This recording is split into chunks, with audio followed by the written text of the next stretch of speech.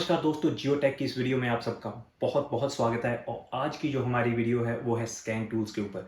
Scan tool हम कैसे use करें, जो स्कैन टूल के अंदर फीचर हैं वो कैसे यूज़ करें, जो लाइव डाटा है उसे कैसे यूज़ करें, उनका मतलब क्या है, जो अलग अलग हमारे पास ऑप्शंस आती हैं स्कैन टूल को यूज़ करते हुए उनका मतलब क्या है। तो उसके बारे में हमारी आज की वीडियो होगी।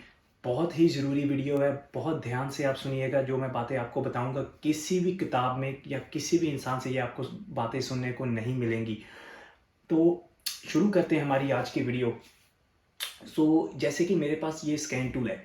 सो दो प्रकार के स्कैन टूल होते हैं जो मार्केट में हमें मिलते हैं। एक होता है इन्हेंस्ड, एक होता है जेनेरिक। जेनेरिक और इन्हेंस्ड स्कैन टूल में क्या फ़र्क है। जो जेनेरिक स्कैन टूल होता है वो अकेला पीसीएम टीसीएम से बात कर पाता है, जो हमारे इंजन और ट्रांसमिशन कंप्यूटर से बात कर पाता है और कुछ नहीं करता उससे ज़्यादा।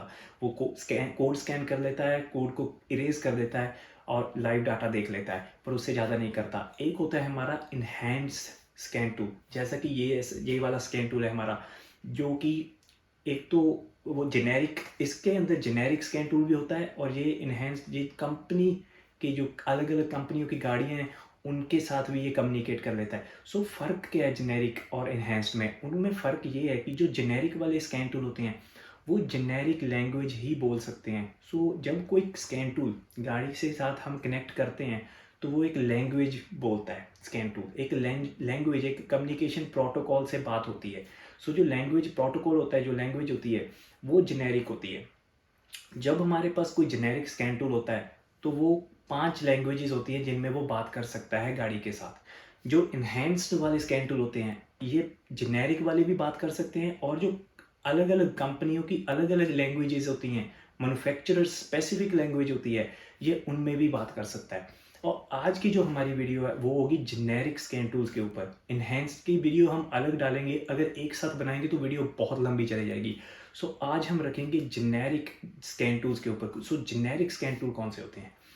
आप कोई भी स्कैन टूल लेते हो, जो ब्लूटूथ वाले स्कैन टूल होते हैं, छोटे स्कैन टूल होते हैं, जो लोअर प्राइस वाले स्कैन टूल होते हैं, कम प्राइस वाले स्कैन टूल होते हैं, वो जेनेरिक स्कैन टूल होते हैं। वो जब आप यूज़ करते हो तो आपके ईसीएम से बात ही करते हैं या टीसीएम से ही बात करेंगे, आपको कोड बता देंगे, कोड क्लियर कर सकते हो, आप लाइव डाटा देख सकते हो, पर वो इतना ही काम करते हैं। जेनेरिक स्कैन टूल, जब मैं भी कई बार अपना scan tool generic scan tool की तरह यूज़ करता हूँ। जब मुझे गाड़ी जल्दी में डायग्नोज करनी होती है मैं इसे जेनेरिक की ही तरह यूज़ करता हूँ।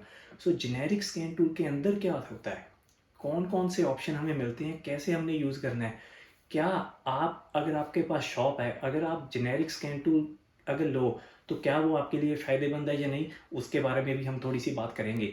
जेनेरिक स्कैन टूल जब आप यूज़ करते हो, किसी भी गाड़ी पे यूज़ करते हो, शायद आपके पास जेनेरिक स्कैन टूल हो, तो उससे हम समझे कैसे कि क्या आ रहा है, जो जो आ रहा है हमारे सामने, जो स्कैन टूल दिखा रहा है उसका क्या मतलब होगा।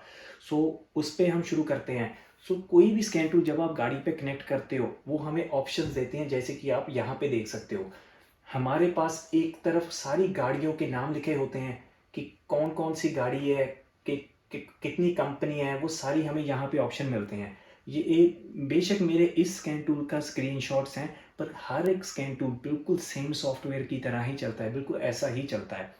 अगर आप ये वाला स्कैन टूल जैसे मैं आपको बता रहा हूँ ये चीज़ें समझ जाएंगे, आप कोई भी स्कैन टूल यूज़ करना सीख जाएंगे। जैसे कि आप देख सकते हैं हमारे पास यहाँ history, USA, European, Asia, China, सारी देश बताए गए हैं, कॉन्टिनेंट बताए गए हैं कि ये कॉन्टिनेंट के ये गाड़ियाँ हैं, आप ये सिलेक्ट कर सकते हो या नहीं। पर मैं जेनेरिक, आज हम जेनेरिक की बात करेंगे तो मैं सिलेक्ट करूँगा हमारा चेक इंजन ईओबीडी। ईओबीडी है, ये हमारी जेनेरिक साइड है स्कैन टूल की, और ये हमारी इन्हेंस्ड साइड है स्कैन टूल की। और आज हम अकेली ईओबीडी की ही बात करेंगे। जब मैं ईओबीडी को सिलेक्ट करता हूँ स्कैन टूल पे, हमारे पास दो ऑप्शंस आ जाती हैं। दो ऑप्शंस कौन कौन सी होती हैं, एक होती है हमारी ऑटो स्कैन, एक होती है हमारी प्रोटोकॉल्स। प्रोटोकॉल्स क्या है, प्रोटोकॉल्स वही हैं जो मैं आपको थोड़ी देर पहले बता के हटा था। लैंग्वेज, जो भाषा है इसकी स्कैन टूल की बात करने की, गाड़ी के कम्युनिकेशन सिस्टम के साथ जो गाड़ी के अंदर भाषा चल रही है कंप्यूटर की आपस में, वो भाषा जब हम अपना स्कैन टूल कनेक्ट करते हैं तो पीसीएम के साथ जब कनेक्ट करेंगे कौन सी भाषा बोलेंगे। हम ज़्यादातर ऑटो स्कैन को सिलेक्ट कर देते हैं और जो जिस भाषा में भी हमारा गाड़ी का पीसीएम हमसे बात कर पाता है वो उस भाषा से कनेक्ट हो जाता है। अगर आपको पता है कि कौन सी भाषा से कनेक्ट करना है, आप प्रोटोकॉल को सिलेक्ट कर सकते हो, तो वो आपको 5 डिफरेंट भाषाएं बताएगा। पहली हमारी कंट्रोलर एरिया नेटवर्क की होगी, दूसरी हमारी पीडब्ल्यूएम की होगी, पल्स विड्थ मॉड्यूलेटर की होगी, हमारी कीवर्ड की होगी। सो अलग अलग हमारे पास भाषाएं आ जाएंगी। अगर आपको पता है कि आपकी गाड़ी कौन सी भाषा से बात करती है आपके स्कैन टूल के साथ, आप इसे यूज़ कर सकते हो।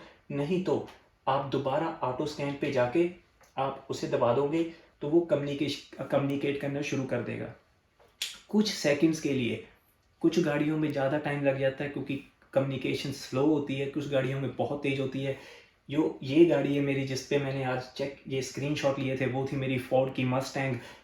वो महंगी गाड़ी है, वो उसकी कम्युनिकेशन बहुत फास्ट है। सो 1% पे ही अभी हमारा कम्युनिकेशन स्टेटस था और उसने कनेक्ट कर लिया था हमारे गाड़ी के साथ स्कैन टूल ने। और आप जैसे देख सकते हो यहाँ पे लिखा है कैन।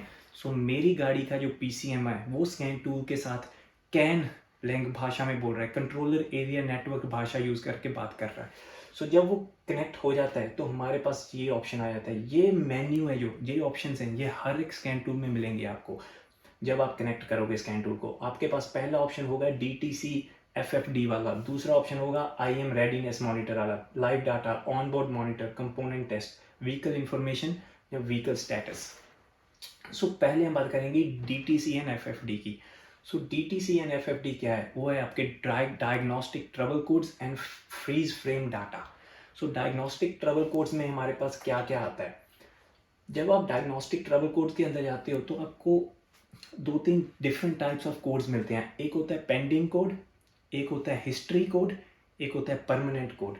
सो करंट कोड भी कह देते हैं जो आपका इस टाइम कोड चल रहा है। सो फ़र्क क्या है? जो करंट कोड होता है हमारा, वो होता है कि जो इस टाइम कंप्यूटर हमें बता रहा है कि ये इशू, उसे लग रहा है कि इशू है, वो तो करंट हो गया। हिस्ट्री कोड का मतलब होता है कि एक बार इशू आया था, कंप्यूटर को पता लग गया था, पर उसके बाद नहीं आया। कई बार कंप्यूटर क्या करता है, उस हिस्ट्री कोड को पेंडिंग कोड में डाल देता है। सो पेंडिंग कोड का मतलब क्या होता है कि कंप्यूटर अभी देख रहा है कि वो इशू दोबारा आएगा कि नहीं। अगर वो इशू दोबारा आता है तो वो उसे करंट में डाल देता है, अगर वो इशू दोबारा नहीं आता तो वो उसे हिस्ट्री में डाल देता है। सो पहले होता है हमारा करंट कोड, उसके बाद आता है हमारा पेंडिंग कोड। पेंडिंग कोड पे वो डिसाइड करता है कि उसे करंट में डालना है या हिस्ट्री में डालना है। अगर वो इशू दोबारा नहीं आता वो उसे हिस्ट्री कोड में डाल देता है। और एक चौथा होता है हमारे पास परमानेंट कोड। परमानेंट कोड क्या होता है? परमानेंट कोड होता है कि जो इशू आपने ठीक कर भी लिया है, कोड अभी भी वहाँ पे है। कई बार आपके पास कोई गाड़ी आएगी, आप स्कैन टूल से उसे कोड को क्लियर भी करते हो, वो कोड क्लियर नहीं होता क्योंकि वो परमानेंट कोड होता है।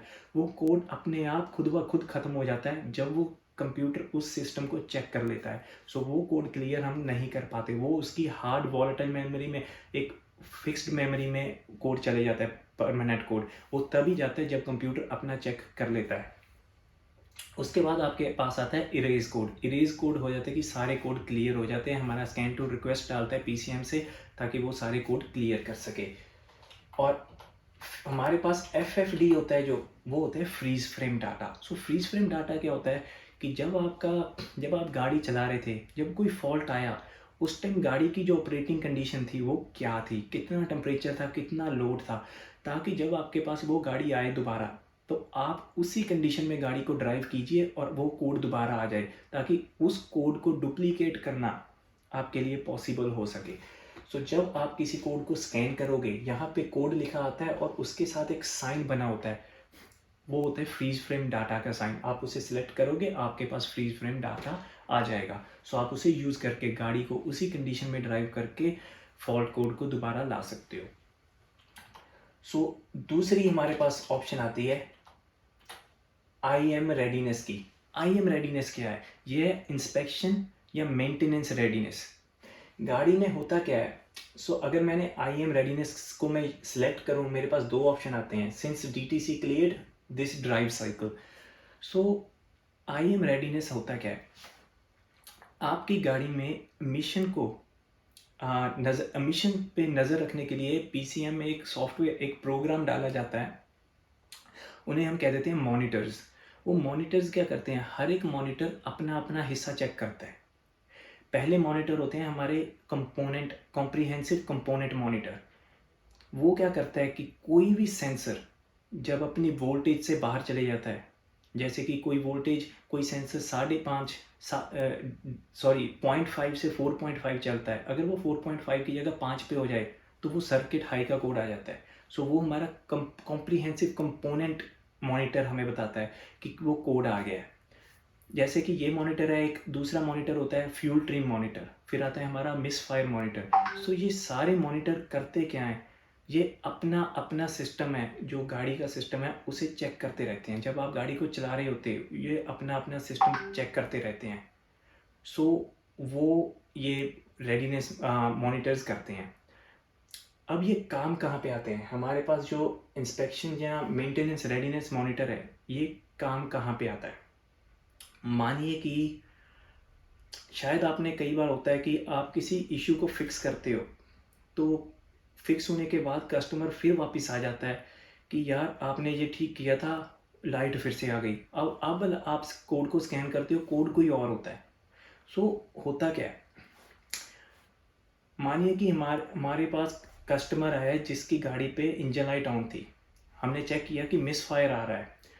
सो कस्टमर 2 महीने से मिसफायर होता रहा, कस्टमर ने गाड़ी चेक नहीं कराई। 2 महीने से कस्टमर गाड़ी मिसफायर करती रही। आपके पास गाड़ी आई, आपने चेक किया, आपने देखा कि स्पार्क प्लग डलने वाला है, आपने स्पार्क प्लग डाल दिया, इग्निशन कॉइल डाल दी। अब वो 2 महीने से आपका मिसफायर या कैटालिटिक मॉनिटर होता है, जो कैटालिटिक कन्वर्टर का मॉनिटर होता है, वो चला नहीं है क्योंकि हमारा मिसफायर हो रहा था, वो मॉनिटर बंद पड़ा था।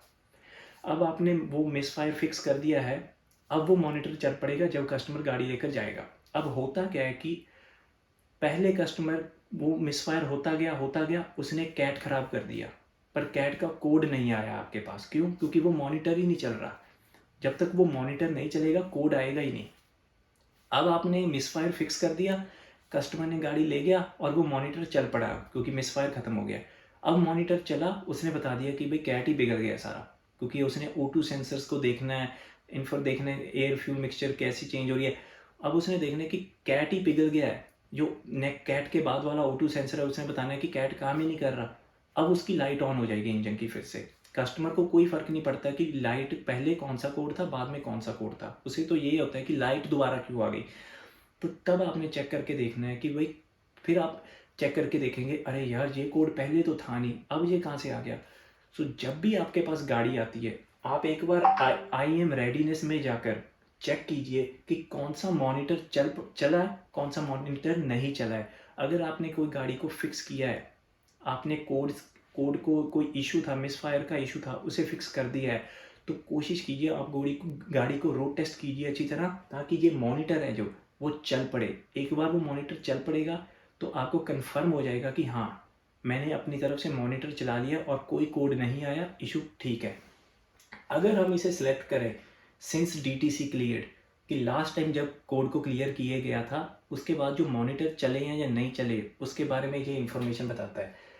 जैसे कि आप देख सकते हो, misfire monitor, fuel system monitoring, comprehensive component monitoring जिसके बारे में मैं बता रहा था, कैटालिटिक मॉनिटरिंग।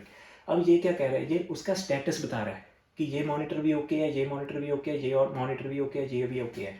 किसी किसी में ये बताएगा कि NA नॉट अवेलेबल, इस गाड़ी में ये मॉनिटर है ही नहीं, सो उसका बता देगा ये NA। और किसी गाड़ी में ये बता देगा INC का मतलब होता है इनकम्प्लीट, कि EGR सिस्टम का मॉनिटर इनकम्प्लीट है, अभी हुआ नहीं। मानिए कि मेरे पास कोई फॉल्ट कोड था और मेरा EGR सिस्टम का मैंने रिपेयर कर दिया, आपने कोड क्लियर कर दिया, आपने स्टार्ट की, लाइट नहीं आई, आपने कहा कि गाड़ी फिक्स हो गई है।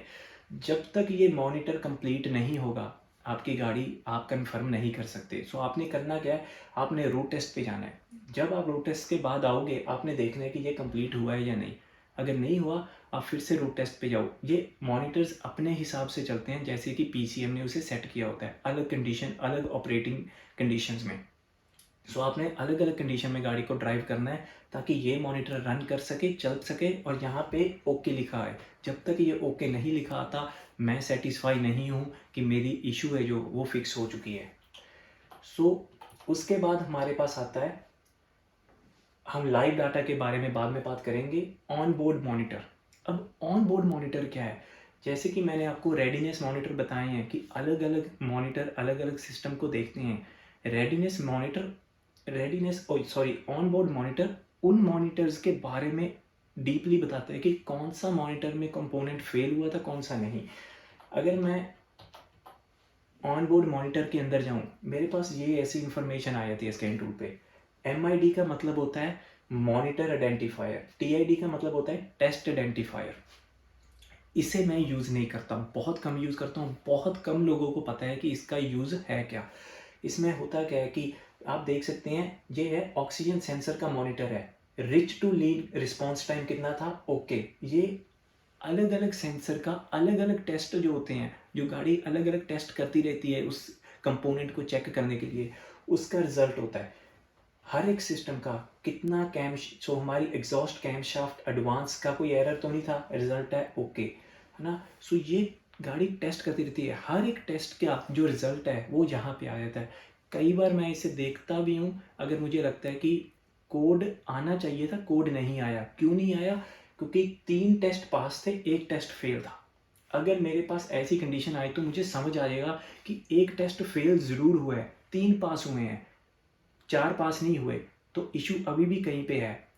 पर ये चीज़ें यूज़ करने के लिए बहुत ही ज़्यादा नॉलेज चाहिए आपकी स्कैन टूल में और गाड़ी के डायग्नोस्टिक्स में कि हम इसे यूज़ कैसे करें। सो बहुत कम लोग यूज़ करते हैं। अगर आप इसे यूज़ नहीं करते तो ऐसा ना लगे आपको कि मुझे स्कैन टूल यूज़ करना नहीं आता। बहुत कम लोग यूज़ करते हैं, इतना इसका फ़ायदा नहीं होता है। उसके बाद हम बात करेंगे हमारे कंपोनेंट टेस्ट की। कंपोनेंट टेस्ट किसी किसी गाड़ी में चलता है, किसी में नहीं चलता। इस गाड़ी में, मेरी फोर्ड की गाड़ी में चलता है। तो वो होता क्या है कि उसमें आपको ऑप्शन दे देता है PCM कि आप किसी कंपोनेंट को अपनी तरफ से चला कर देख लीजिए। सो मेरे पास इसमें क्या ऑप्शन दी मेरी गाड़ी ने, इवेपोरेटिव सिस्टम लीक टेस्ट की, कि जो हमारा ईवेप सिस्टम है उसका कोई लीक तो नहीं है। अब मैं इसे दबाऊंगा तो वो इवेपोरेटिव सिस्टम लीक टेस्ट करेगा पूरा गाड़ी। तो ये किसी किसी गाड़ी में चलता है, किसी किसी में नहीं चलता। बेसिकली ये टाइम वेस्ट होता है। EOBD में जेनेरिक साइड में कंपोनेंट टेस्ट एक टाइम वेस्ट ही होता है ज़्यादातर। इन्हेंस्ड साइड में component test bidirectional control बहुत फ़ायदेमंद होता है। जेनेरिक साइड में ये टाइम वेस्ट ही होता है। उसके बाद हमारे पास ऑप्शन आती है मेन स्क्रीन पे व्हीकल इंफॉर्मेशन या व्हीकल स्टेटस की। इंफॉर्मेशन में हमारे पास व्हीकल का विन नंबर आ जाता है, सॉफ्टवेयर आ जाता है PCM का सीरियल नंबर आ जाता है, ये इंफॉर्मेशन आ जाती है। और व्हीकल स्टेटस क्या होता है कि व्हीकल स्टेटस में हमारे पास ऑप्शन आ जाती है कि कौन सी प्रोटोकॉल में बात कर रहे हैं, कौन सी भाषा में बात कर रहे हैं। PCM कोई इंजन लाइट ऑन है या नहीं, मॉनिटर कितने नॉट अवेलेबल है, 3 मॉनिटर अवेलेबल नहीं है, कितने मॉनिटर्स ओके हैं, 7 मॉनिटर्स ओके हैं। जब आपके पास स्कैन टूल पे कभी मॉनिटर वगैरह लिखा है, अब आपको पता होना चाहिए कि वो मॉनिटर है क्या, वो सिस्टम को टेस्ट करने के लिए बनाए गए हैं। अब हम बात करेंगे लाइव डाटा की। जब आप लाइव डाटा में जाते हो, आपको बहुत सारा डाटा आ जाता है, तो उस डाटा का मतलब क्या है, वो डाटा को यूज़ कैसे करते हैं। सो पहले हमारे पास डाटा पिड है। पिड का मतलब होता है, डाटा पिड का मतलब होता है identifier, parameter identifier. Sorry friends, बार बार बीच में फ़ोन आ रहा था तो मुझे फ़ोन उठाना पड़ा वीडियो रोक कर। सो हम बात कर रहे थे लाइव डाटा की। सो लाइव डाटा में हमारा कौन सा डाटा का क्या मतलब है। सो पहले मेरे पास आते हैं नंबर ऑफ DTC, कितने कोड हैं सिस्टम में इस टाइम। सो 0 कोड, इस टाइम कोई कोड नहीं है। फ्यूल सिस्टम स्टेटस क्या है, क्लोज्ड लूप है या ओपन लूप है। Calculated load value, load value calculate करता है ये अलग अलग चीज़ों से, कितनी एयर आ रही है, कितना RPM है, कितना टेम्परेचर है, उस सारी वैल्यूज़ को कैलकुलेट करके हमारा इंजन कंप्यूटर एक लोड वैल्यू कैलकुलेट करता है कि हाँ इतना लोड है इस गाड़ी पे इस टाइम। इस टाइम मेरी गाड़ी पे लोड है 23% का। इंजन का कूलेंट टेम्परेचर हमारा 73 डिग्री है। शॉर्ट टर्म और लॉन्ग टर्म हमारा यहाँ पे बताया जा रहा है, जैसे कि मैंने आपको शॉर्ट टर्म लॉन्ग टर्म की वीडियो में दिखाया था। अगर आप ध्यान से देखिए तो मेरे शॉर्ट टर्म और लॉन्ग टर्म, अगर बैंक 1 की बात करें, मेरे पास 2 बैंक हैं, अगर बैंक 1 की बात करें तो दोनों को ऐड किया जाए तो मेरी गाड़ी देखिए, सो 11 है, 10.9%, सो ऑलमोस्ट 11% के करीब है। ये 1.6 है, दोनों को ऐड करेंगे क्योंकि वो -11 है, ये 1.6 है। सो वो तकरीबन 9 परसेंट के करीब मेरा फ्यूल ट्रिम है। अभी भी मेरा सिस्टम थोड़ा सा क्योंकि वो -9 के करीब हो जाएगा, अभी भी मेरा सिस्टम थोड़ा सा रिच चल रहा है और कंप्यूटर वो फ्यूल को वापस लेना जा रहा है। सो थोड़ा सा फ्यूल सिस्टम मेरा रिच चल रहा है, ये मुझे मालूम है गाड़ी का। सो उसके बाद फ्यूल ट्रिम्स के बाद हमारा आ जाता है व्हीकल की स्पीड सेंसर। मैं गाड़ी खड़ी थी, मेरी आइडल हो रही थी, तो मैंने उसका ज़ीरो बता रहा है ये हमें। इग्निशन टाइमिंग एडवांस कितनी है सिलेंडर 1 की? 14 डिग्री। सो 14 सिस्टम टाइमिंग एडवांस का मतलब क्या है कि जब आपका पिस्टन टीडीसी पे जाता है, टॉप डेड सेंटर पे जाता है, ज़्यादातर उसी टाइम स्पार्क होता है। 14 डिग्री एडवांस का मतलब क्या है कि टीडीसी से 14 डिग्री पहले हमारा इग्निशन हो रहा है। क्यों? क्योंकि एडवांस होने का फ़ायदा क्या है, हमारे एयर फ्यूल मिक्सचर को उतना टाइम मिल जाता है बर्न होने के लिए। जब आपका पिस्टन ऊपर जा रहा है तो ऊपर आपके वाल्व हैं, अगर वो ऊपर जाते जाते को स्पार्क करेगा तो ऊपर आने तक, उसे कंप्रेस होने तक टाइम मिल जाता है और उसे बर्न होने में टाइम मिल जाता है। सो आइडल पे ज़्यादातर टाइमिंग हमारी थोड़ी सी एडवांस हो जाती है। उसके बाद हमारे पास ऑप्शन आती है हमारी इनटेक एयर टेम्परेचर की, वो हमारा 26 डिग्री है। एयर फ्लो रेट कितना है मैस एयर फ्लो का? गाड़ी आइडल कर रही है, 645 आरपीएम है, 5.3 ग्राम पर सेकेंड। इसका एक रफ आइडिया ये है कि जितने लीटर की गाड़ी होती है उतने ग्राम पर सेकंड एयर इंजन को लेनी चाहिए। ये बिना टर्बो वाले जो इंजन है, जो नॉर्मली एस्पिरेटेड इंजन है, बिना टर्बो वाले इंजन है, क्योंकि ये मेरी मस्टैंग 5 लीटर का इंजन है, इसका V8 इंजन है ये, सो ये 5 ग्राम के करीब हवा लेगी आइडल पे। बिल्कुल वैसे ही है कि 5.3 ग्राम हवा ले रही है जी आइडल पे। अगर आपके पास इंजन है जो 3 लीटर का है या 2 लीटर का है तो वो 2 ग्राम पर सेकंड के हिसाब से हवा लेगा आइडल पे। अगर ये 5 की जगह 2 या 3 होता तो मुझे लगना था कि अरे कोई रिस्ट्रिक्शन है या मेरा इंजन अच्छी तरह से सांस नहीं ले पा रहा, सो मैं और कोई टेस्ट करूँगा। पर इस टाइम मुझे पता है कि ये बिल्कुल ठीक है क्योंकि ये 5.3 पे है। उसके बाद मेरे पास आते हैं throttle, absolute throttle position sensor, हमारे ऑक्सीजन सेंसर, हमारा ईओबीडी, हमारा फ्यूल रेट प्रेशर सेंसर। ये कॉमन से डाटा पिट्स हैं जब जो आपके थ्रॉटल पोजीशन बता रहे हैं। अपने ऑक्सीजन सेंसर की जो आउटपुट है, बैंक 1 सेकंड सेंसर, जो नीचे वाला सेंसर है कैट का, उसकी वोल्टेज बता रहा है। फ्यूल रेट प्रेशर कितना है इस टाइम मेरी गाड़ी का, वो बता रहा है। यहाँ पे लिखा है commanded evaporative purge 2.7%। PCM purge valve को कितना ऑन करने की कोशिश कर रहा है, ये उसका 2.7% उसका ड्यूटी साइकिल है कि कंप्यूटर उसे 2.7% ड्यूटी साइकिल पे ऑन करने की कोशिश कर रहा है और कोशिश नहीं कर रहा, वो उसे 2.7% ऑन रख रहा है। सो उसके बाद मेरे पास आता है फ्यूल लेवल कितना है। ये जो डाटा पिट्स हैं ये मैक्सिमम सेम ही होंगी, हर गाड़ी में मैक्सिमम सेम होंगी, क्योंकि मेरी गाड़ी में सेंसर ज़्यादा हैं।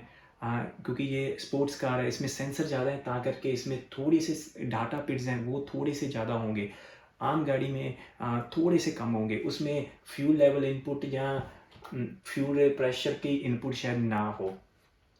उसके बाद हमारा आ जाता है बैरोमेट्रिक प्रेशर, वो होता है हमारा एटमॉस्फेरिक प्रेशर जो बैरो है। क्योंकि मेलबर्न थोड़ा ऑस्ट्रेलिया में थोड़ा सा सी लेवल से नीचे है, तो 199 kPa हमारा एटमॉस्फेरिक प्रेशर है जो बैरो है। तो फिर आता है हमारे पास बैंक 1 सेंसर 1 O2 सेंसर, ये एयर फ्यूल सेंसर है, एयर फ्यूल रेशियो सेंसर है। ये oxygen sensor wide band sensor है, नैरो बैंड नहीं है जैसे कि हमारा कैट के बाद वाला है। ये डिफरेंट सेंसर है। ये चलता है लैम्डा सेंसर, हम इसे कह देते हैं। इसे 1 के करीब रहना चाहिए। हमारे पास 2 रीडिंग्स होती हैं इसमें मिली एम्प्स की। सो कंप्यूटर क्या करता है, इसमें पीसीएम करंट सप्लाई करता है ताकि वो सिस्टम को लैम्डा पे ला सके, 1 के करीब, जितना 1 के करीब ला सके। और जितना कंप्यूटर को करंट देना पड़ेगा उससे वो सिग्नल से कैलकुलेट करता है कि सिस्टम कितना रिच है, कितना लीन है। सो ये हो गया हमारा ऑक्सीजन सेंसर। मेरे पास है catalytic temperature bank 1 sensor 1, cat मेरा कितना गर्म है। एब्सोल्यूट लोड वैल्यू, फिर लोड वैल्यू आ गई हमारी। कंट्रोल मॉड्यूल वोल्टेज कितनी है इस टाइम, मेरा कंप्यूटर को कितनी वोल्टेज मिल रही है वो है। एक्सेलरेटर पैडल, आपके गैस पैडल की कितनी परसेंट है या कितना खुला है कितना नहीं खुला उसकी है। कमांडेड थ्रॉटल एक्चुएटर कंट्रोल, क्योंकि मैंने अपने गैस पैडल पे पैर नहीं रखा हुआ, तो कंप्यूटर ने भी थ्रॉटल को जो कंट्रोल है वो ज़्यादा ऑन नहीं किया हुआ है, वो 2.7% पे है क्योंकि गाड़ी आइडल कर रही है। सो उसके बाद हमारे पास इनटेक एयर टेम्परेचर की डाटा पीड आ जाती है, जो कि आपको पता है कि एक टेम्परेचर की डाटा पीड है। कोई भी मेरे एक मित्र ने मुझसे सवाल पूछा था कि डाटा, लाइव डाटा को कैसे यूज़ करना है, कैसे हम पता करें कि ये सही है या नहीं। हर एक गाड़ी जो आपके पास आती है उसके लाइव डाटा को देखिए। अगर उस पे गाड़ी पे कोई इशू नहीं है, आप लाइव डाटा को देखिए कि कौन सा डाटा कैसा चल रहा है, ऑक्सीजन सेंसर कैसे काम कर रहा है, कौन से डाटे का, अगर किसी डाटे का आपको मतलब नहीं पता लग रहा, आप मेरे से पूछिए, मैं आपको रिप्लाई करके ज़रूर बताऊंगा किस डाटे का क्या मतलब है, उसे कैसे देखना है। आप में से कुछ लोग जानते भी होंगे, जब वो क्वेश्चन पूछते हैं तो मैं बड़ा लंबा सा सवाल का जवाब देता हूँ, क्योंकि मैं कोशिश करता होता हूँ कि मैक्सिमम आपको किसी क्वेश्चन का जो आंसर है मैक्सिमम आपको उसका जवाब मिले, आपके मन में कोई शंका ना रहे उस क्वेश्चन को लेकर। ये हमारा लाइव डाटा था। ये हमारी थी जेनेरिक साइड। जो हमारी जेनेरिक साइड होती है स्कैन टूल की, जो हम इसे सिलेक्ट करने के बाद जो EOBD सिलेक्ट करते हैं, वो जो साइड होती है, जो सिंपल, जो थोड़ा कम प्राइस वाला स्कैन टूल होता है, जो उसमें स्कैन टूल में ये ऑप्शंस होती हैं। अब आपको ये ऑप्शंस का मतलब पता होगा। अगली बार जब आप स्कैन टूल यूज़ करोगे, अपना स्कैन टूल यूज़ करोगे, आप देखेंगे IM readiness, on board monitor, आपको पता होगा इन चीज़ों का मतलब क्या है, ये करती कैसे हैं, ये चलता कैसे है, कंप्यूटर क्या देख रहा है इन चीज़ों में, आपको इनका फ़ायदा क्या है, वो सब चीज़ें आपको पता होनी चाहिए। अब अगर आपको फिर भी लगता है कि हाँ, आपको क्लैरिफाई नहीं हुआ है, आपको नहीं समझ आई, आप दोबारा से वीडियो देखिए। अगर आपको फिर भी नहीं समझ आई, आप मुझे नीचे कमेंट दीजिए। आप कमेंट देंगे, मैं दोबारा एक वीडियो बनाऊंगा, फिर मैं उन क्वेश्चंस के आंसर आपको बताऊंगा। जल्दी मैं एक वीडियो बनाऊंगा जिसमें आपके जितने भी क्वेश्चंस हैं मेरे भाइयों के, मैं एक लिस्ट बना लूँगा, फिर उन क्वेश्चनों के मैं सारे आंसर आपको वीडियो में भी दूंगा। तो ये था हमारा आज का वीडियो स्कैन टूल पे, जेनेरिक साइड स्कैन टूल पे। इन्हेंस्ड स्कैन टूल की वीडियो हम दोबारा बनाएंगे, क्योंकि वो और बड़ा टॉपिक है और उसकी वीडियो बहुत लंबी बनेगी। तो आज के लिए ये वीडियो इतनी। अगर आपको हमारी ये वीडियो पसंद आई, मेरी ये वीडियो पसंद आई, तो सब्सक्राइब जरूर कीजिएगा, चैनल को लाइक जरूर कीजिएगा और नीचे कमेंट्स अपने ज़रूर दीजिएगा। और कोशिश करूँगा मैं ऐसी ही वीडियोस आपके लिए लाता रहूँ, चाहे जिससे आप सीखें। जो इन्फॉर्मेशन आपको किसी किताब से ना मिले, किसी यूट्यूब वीडियो से ना मिले, या किसी और से सीखने को ना मिले, वो इन्फॉर्मेशन मैं आपको सिखाना चाहता हूँ, वो इन्फॉर्मेशन मैं आप तक पहुँचाना चाहता हूँ। तो आज के लिए इतना ही, मिलेंगे अगली बार।